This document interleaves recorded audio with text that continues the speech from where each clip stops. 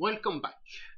In the previous video, I explained how to study the general list of stocks.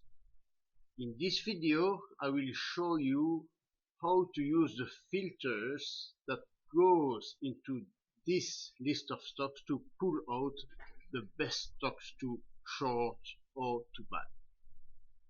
These are here the 5 filters that I use the most. I will only show you 3 of these filters today, which are the most important filters. The first filter is the filters of stock with the best rating. If you remember, if I come back to the repository database, we have here this is the list of stocks that is ranked by rating.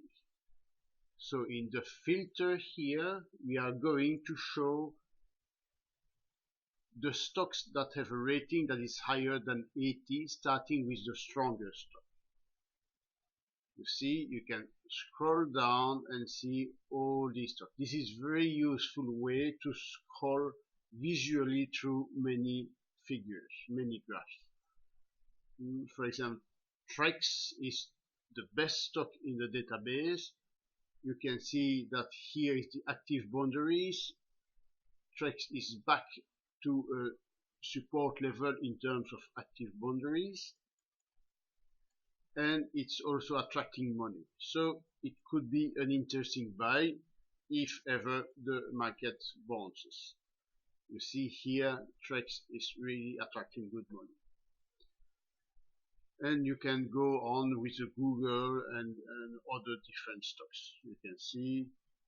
So whenever you see some stock that is interesting here, like CW, then you have to go through the pyramid data and download the pyramid and see if the sector is doing okay, for example.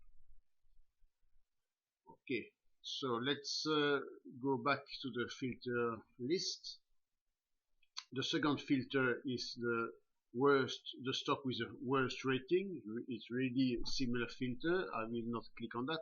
This shows only the stocks that have a rating lower than 20.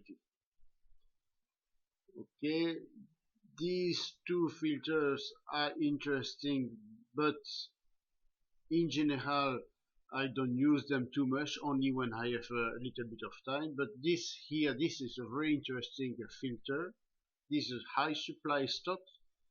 These are where I find the best short candidates. If we go back to the repository database, this is basically the stock that are here in red and in orange. For example, I will click on the high supply stocks, and I can see that these stocks are really under pressure. All of them are under pressure. So what I would typically look at is to see if the stock is here. For example, this stock is back on a support on a very negative EV pattern, so I will try to look at the possibility of a breakdown on volume. So I will pull the breakout calculator and start to measure the possibility of entering a short trade on this stock for the next day. Okay.